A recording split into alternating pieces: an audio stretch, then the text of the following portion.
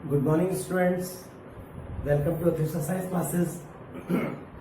आज हम class 9th में फिजिक्स की क्लास में force and laws of motion की ये नेक्स्ट वीडियो स्टार्ट कर रहे हैं।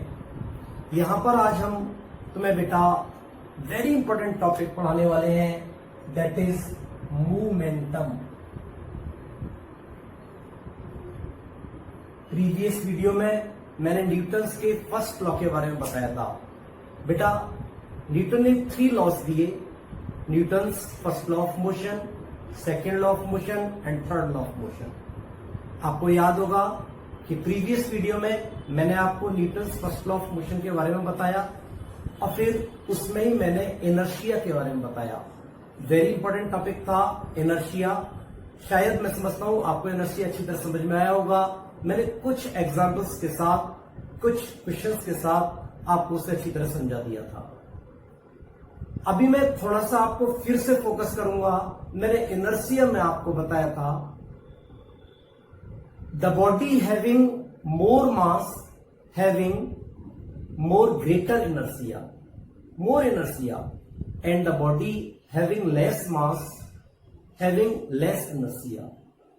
अच्छा, एक और मैंने वहां बात बताई थी कि वहां पर जो स्टेट चेंज होता है, अगर किसी इनर्शिया किसी बॉडी का ज्यादा है तो उसके स्टेट को चेंज करने में, रेस्ट के स्टेट को चेंज करने में हमें अगर मोशन के स्टेट में लाना है तो कुछ फोर्स अप्लाई करना होता था। फॉर एग्जाम्पल मैंने एक एग्जाम्पल वहां दिया था, एक फुटबॉल है और एक स्टोन है।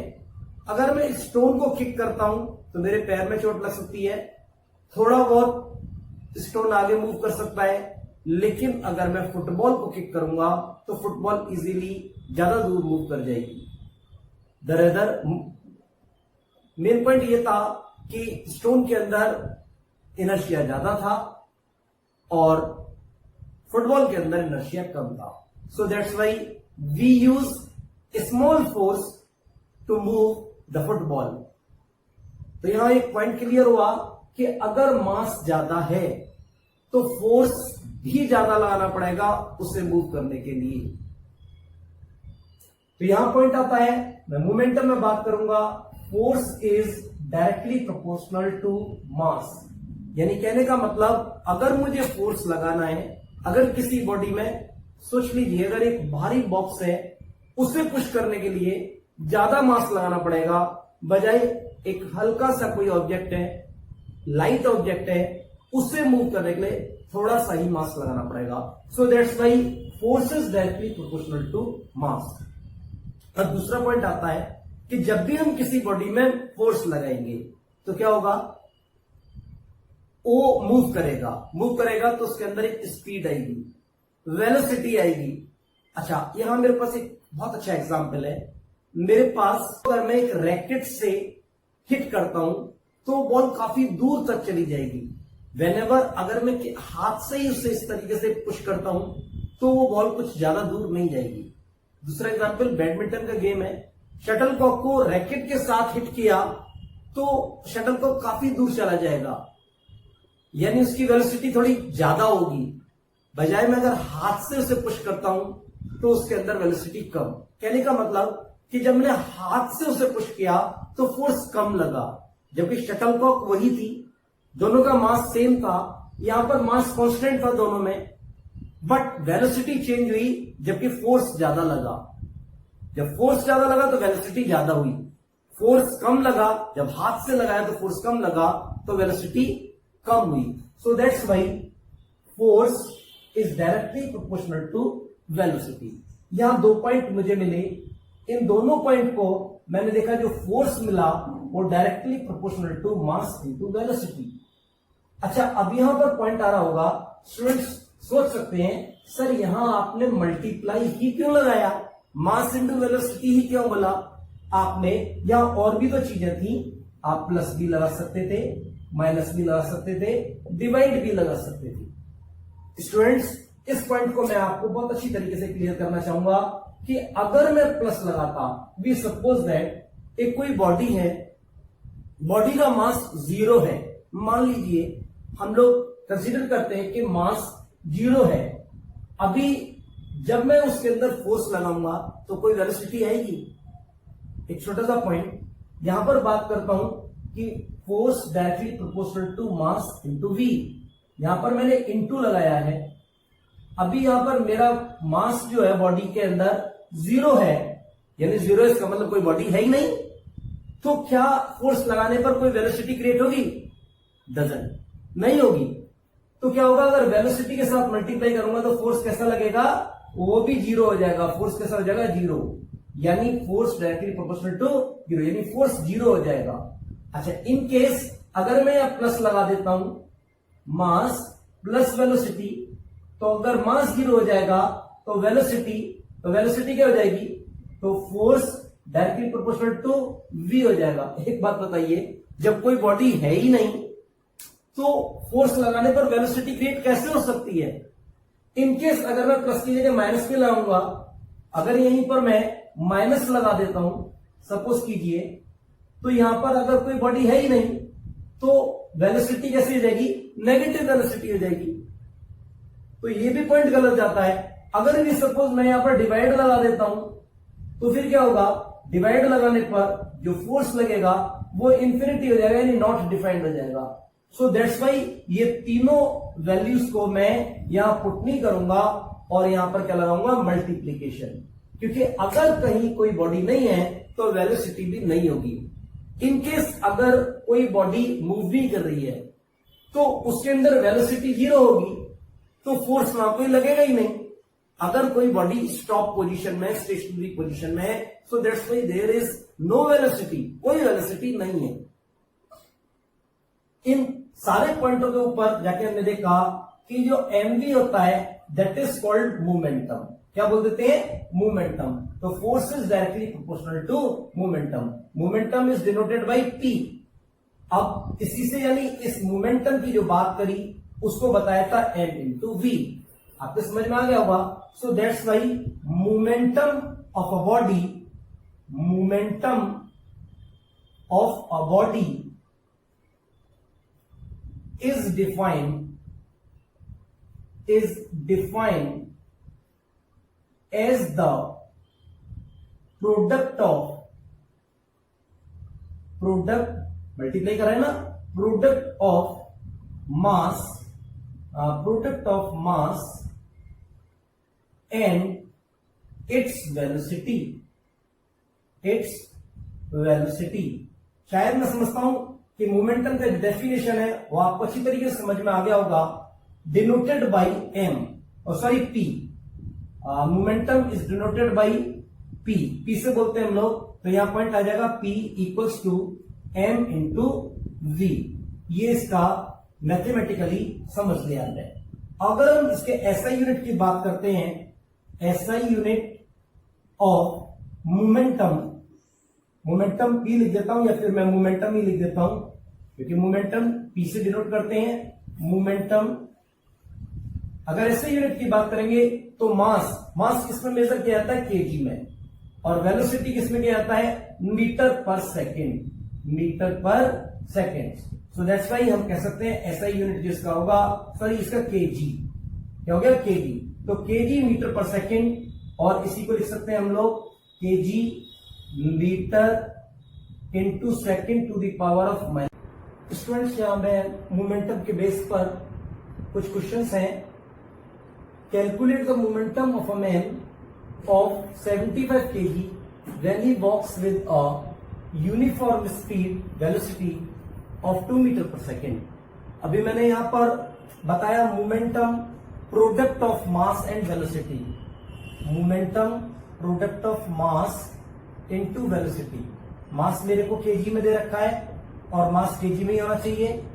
75 kg into velocity 2 metre per second. इसका भी ऐसा यूनिट वेलोसिटी का मीटर पर सेकेंड ही होता है, तो 2, इसे चेंज करने की कोई जरूरत नहीं। Then we get 75 to the 150 kg metre per second. That's clear, very easy. Next question, a body of mass 25 kg, the momentum, अब की बार मोमेंटम गिवन है। अब फॉर्मूला वही लग जाएगा, momentum equals to mass into velocity. अभी momentum मुझे मालूम है 125 इक्वल्स टू मास मालूम है 25 और वेलोसिटी नहीं पता, तो कैसे निकालेंगे? वेलोसिटी इक्वल्स टू 125 अपॉन 25 नीचे आ जाएगा और 25 5 जा 125, देन वी गेट 5 और वेलोसिटी निकलती है metre per second. That's clear.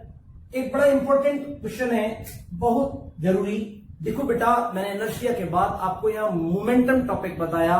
Momentum topic बताने का मेरा यहाँ एक और रीजन था, क्योंकि न्यूटन फर्स्ट लॉ के बाद जब न्यूटन सेकंड लॉ को हम समझाएंगे तो उससे पहले हमें मोमेंटम टॉपिक अच्छी तरह समझ में आना चाहिए। अभी यहां जो तीसरा क्वेश्चन मैं बता रहा हूं, ध्यान से समझ लेना कि what is the change in momentum of car 1500 KG, sorry 1500, 1500 ही बोलते हैं 1500। दिस इज रॉन्ग टू से in this way 1500, okay 1500 kg when its speed increases from 36 km per hour to 72 km per hour। देखो पहला point तो यहां पर ये कि मीटर पर सेकंड में स्पीड होनी चाहिए, तो इसे हमें चेंज करना पड़ेगा। पहला पॉइंट इसे चेंज कर लेते हैं हम लोग 36 किलोमीटर पर आवर, इसे मीटर पर सेकंड में चेंज करना है अगर हमको। ये हमारे पास इनिशियल वेलोसिटी यानी u है, इसको कर देंगे 36 इंटू 5 अपॉन 18, तो ये मीटर पर सेकंड हो जाएगा भाई। 18 से काट दिया 2 बार, ये हो गया 10 मीटर पर सेकंड। दूसरा है मेरे पास v फाइनल वेलोसिटी जो बाद में हुई है 72 किलोमीटर पर आवर, ये 72 इंटू 5 अपॉन 18, तो ये भी कट के हो जाएगा 18 फोर द 72 यानी 20 metre per second, 4 5 20 metre per second. Metre per second में चेंज हो गया। अब हम निकालते हैं चेंज इन वेलोसिटी और सॉरी चेंज इन मोमेंटम। अब चेंज इन मोमेंटम कैसे निकालेंगे? तो जो मोमेंटम हमारा जो चेंज होकर आ रहा है, तो चेंज इन मोमेंटम, तो यहां पर दो बार मोमेंटम निकलेगा। पहली बार इनिशियल का निकाल दो, फिर फाइनल का, फाइनल से इनिशियल को घटा दो, या फिर हम यहीं पर घटा देते हैं। कैसे कर देते हैं? M v minus m u, यानी यहां इनिशियल वेलोसिटी का यूज कर रहा हूं और यहां फाइनल वेलोसिटी का यूज कर रहा हूं। अभी मास कांस्टेंट है यहां पर 1500, नहीं बोलते इसको 1500 बोलते हैं, कोई बात नहीं 1500 भी बोल देते हैं हमारी कॉमन लैंग्वेज में। तो 1500 इंटू वी की वैल्यू कितनी है कि 20, दैट इज 20 माइनस 1500 फिर मास है और ये हो गई 10।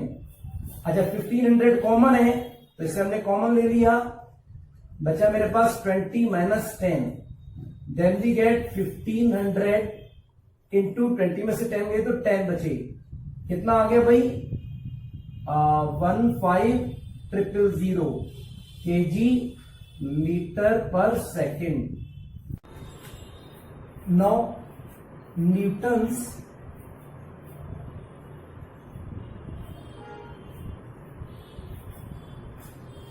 Second law of motion.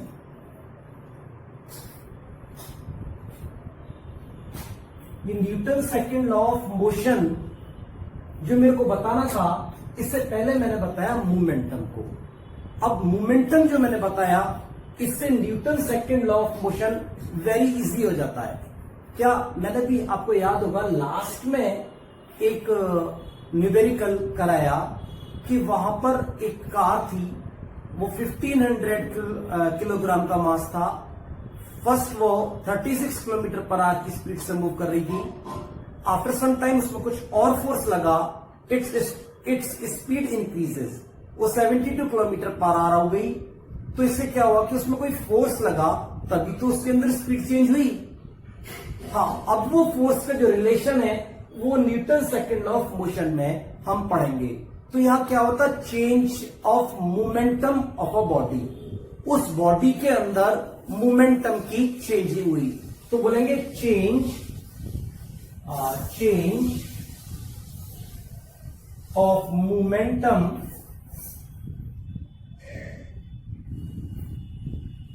Of a body is directly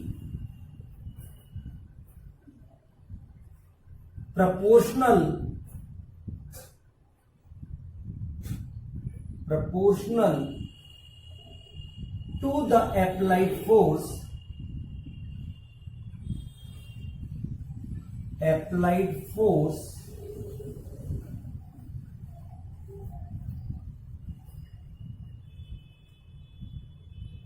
takes place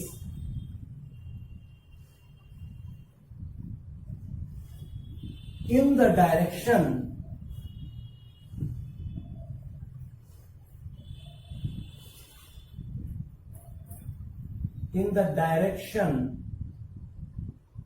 takes place in the direction in which the force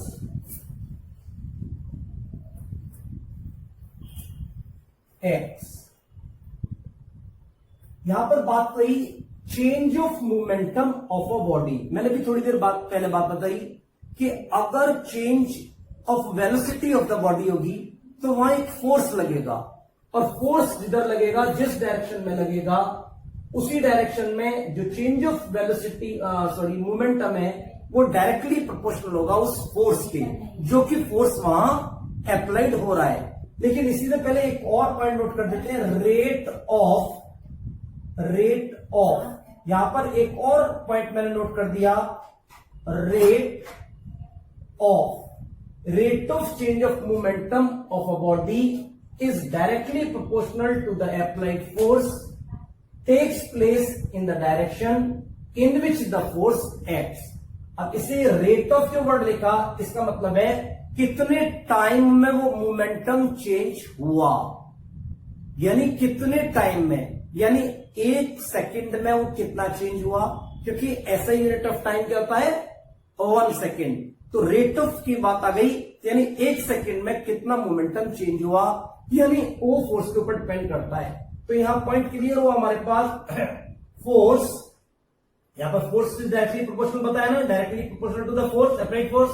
तो force is directly proportional to mv यानी फाइनल मोमेंटम माइनस mu और upon time taken, यानी जितने भी time में ये changing हुआ तो वो ये हो गया फोर्स। इसी को हम लोग लिख सकते हैं force is directly proportional to m, common ले लीजिए, तो यहां आ जाएगा v minus u upon t. That's clear. और by first equation of motion आप लोग पढ़ चुके हो इन फर्स्ट चैप्टर, मोशन वाले चैप्टर में। फर्स्ट इक्वेशन ऑफ मोशन क्या पढ़ा था आपने, a equals to v minus u upon t पढ़ा था ना। तो इसकी जगह पर आप एक्सेलरेशन लगा दीजिए, तो आ जाएगा force directly proportional to m a. अगर यहां पर आ गया यानी v minus u upon t की जगह पर आ गया एम ए, तो force directly proportional to m A.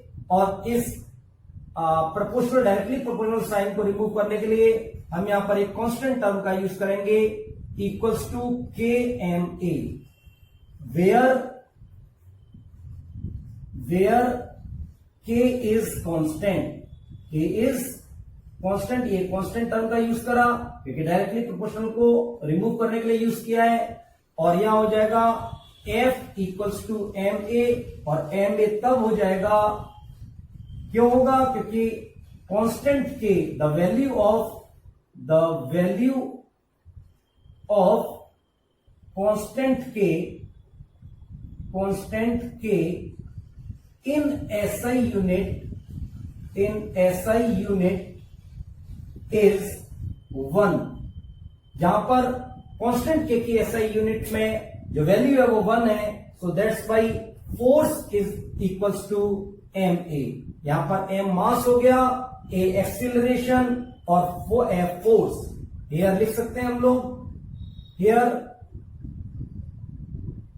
F equals to force, जो अप्लाइड फोर्स है, और A इक्वल्स टू एक्सीलरेशन, और M इक्वल्स टू मास। तो यहां पर एक पॉइंट क्लियर हुआ कि न्यूटन सेकंड लॉ हमें रिलेशन देता है फोर्स एंड एक्सेलरेशन का। So that's why we can say Newton second law gives us the relation between force and acceleration. क्या आ जाएगा पॉइंट, कैसे लिखेंगे?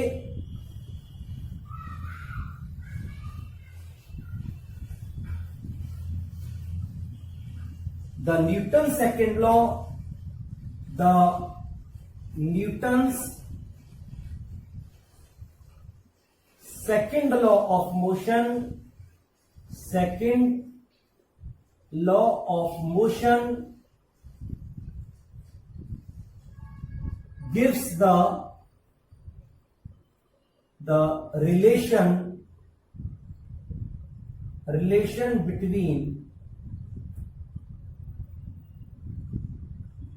between acceleration and force,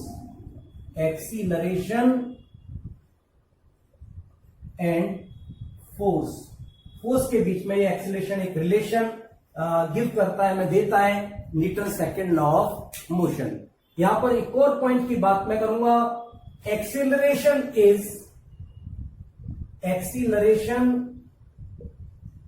is directly proportional to force,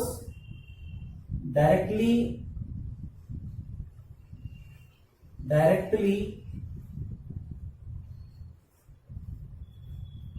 proportional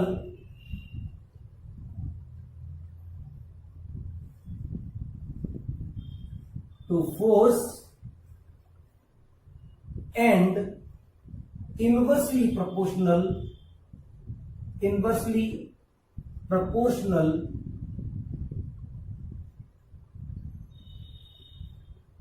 to mass. कहने का मतलब है, इसने हमको बताया था F इक्वल्स टू ma। तो ये न्यूटन सेकंड लॉ ने हमें फोर्स इक्वल्स टू ma बताया, तो न्यूटन सेकंड लॉ में इसका रिलेशन देता है एक्सेलरेशन और फोर्स। अब आप लोग कहेंगे ये मास के बारे में क्यों नहीं बता रहे भाई? अभी यहां पर पॉइंट मास के बारे में ही बोलूंगा तो इससे क्लियर हो जाएगा, acceleration equals to force upon m। यानी यहां पर क्या हो गया, ये फोर्स है वो एक्सेलरेशन के डायरेक्ट, एक्सेलरेशन यहां पर फोर्स के डायरेक्टली प्रोपोर्शनल है, जबकि मास के इनवर्सली प्रोपोर्शनल है। इसका मतलब ये है साफ साफ कि whenever the mass becomes half, अगर मास आधा हो जाएगा तो acceleration becomes double, but whenever the force becomes half, acceleration also भी बिकम्स। और एग्जाम में पूछा जाता है, define the SI unit of force। अब फोर्स की SI यूनिट क्या है भाई? SI unit of force is Newton. इसे बोलते हैं न्यूटन, सबसे पहला पॉइंट। अब 1 न्यूटन को कैसे डिफाइन करेंगे? when a body of 1 kg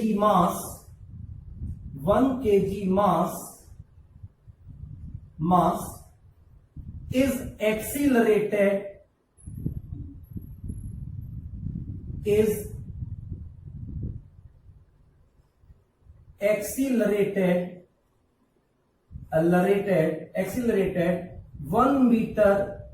accelerated by 1 meter per second square, then there is 1 Newton force, 1 Newton force is applied.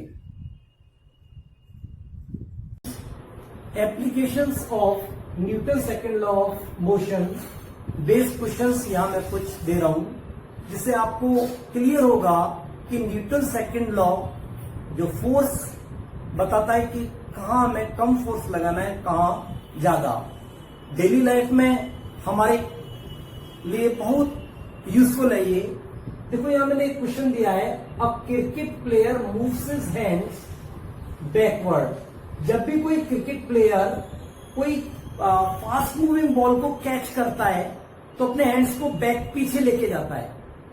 क्यों लेके जाता है? ताकि उसको ज्यादा टाइम लगे, और ज्यादा टाइम लगने से क्या होगा कि उसका जो रेट ऑफ मोमेंटम है वो डिक्रीज हो जाएगा, जिससे कि लेस फोर्स एक्सर्ट होगा और उसे चोट नहीं लगेगी। तो इसके लिए आंसर मैं नोट करता हूं, ही और शी, सॉरी आंसर यानी क्रिकेट प्लेयर जो भी हो, ही भी हो सकता है, शी भी हो सकता है, ही और शी टेक्स मोर टाइम, वो ज्यादा टाइम लेते हैं, more time to reduce the momentum zero, to reduce the momentum to zero, यानी जीरो मोमेंटम को लाने के लिए वो थोड़ा ज्यादा टाइम लेते हैं। इससे क्या होता है माय डियर, मोर टाइम, जो ज्यादा टाइम लेते हैं वो, या थोड़ा कॉमा लगा लेता हूं मैं, more time decreases the rate of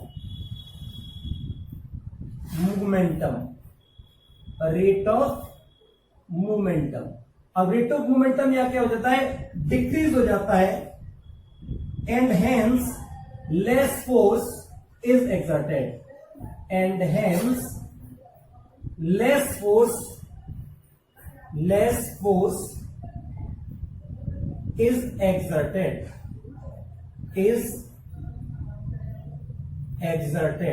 और जब कम फोर्स लगेगा तो क्या होगा, so he and she doesn't get hurt, he और शी, वो लड़का भी हो सकता है लड़की भी हो सकती है, ही और she doesn't get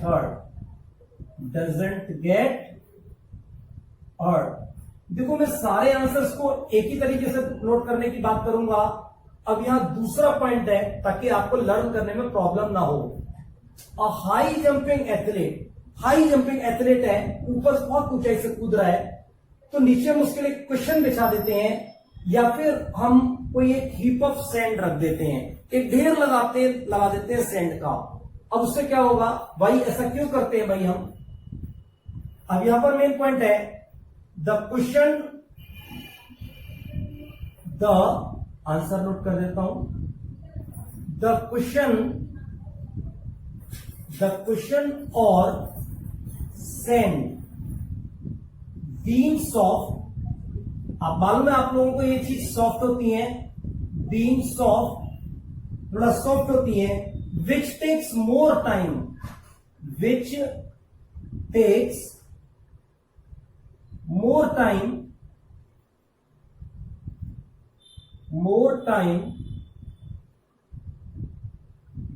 to reduce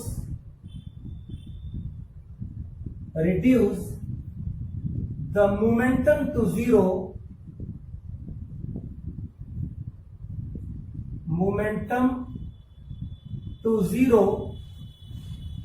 momentum को जीरो लाने के लिए वो ज्यादा टाइम लेते हैं, और फिर क्या होता है, मोर टाइम, सेम उसी का लिखूंगा मैं, यही वाला पॉइंट नोट कर रहा हूं, मोर टाइम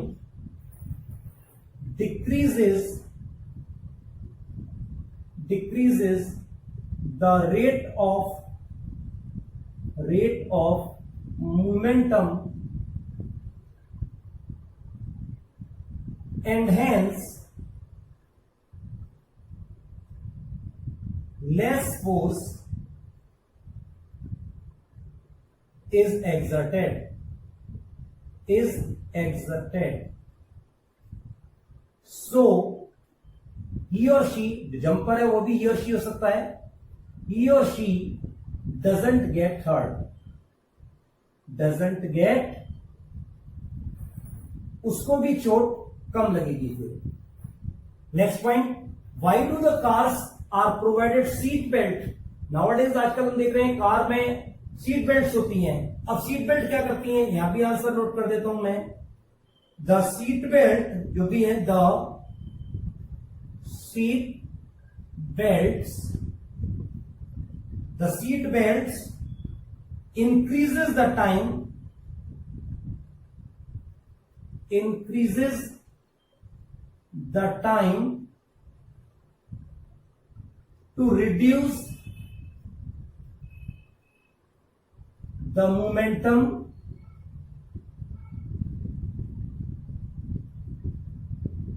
to zero। यानी मोमेंटम को जीरो करने के लिए या सीट बेल्ट भी टाइम को इंक्रीज कर देती है। उससे क्या होता है, मोर टाइम, जो ज्यादा टाइम होता है, मोर time decreases the rate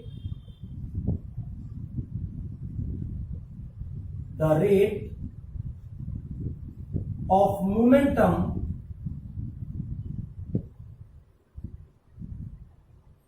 and hence less force is exerted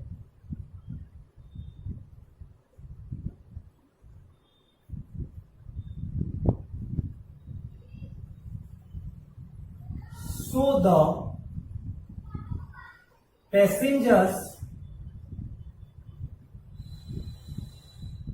do not get hurt, do not get hurt. यह क्लियर हो गया आपको? ये पॉइंट मैंने सब में एक ही जैसा नोट किया है,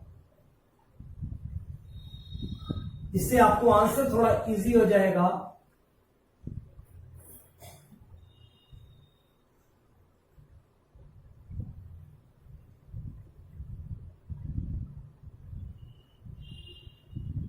शायद मैं समझता हूं ये क्लियर हो गया होगा आपको।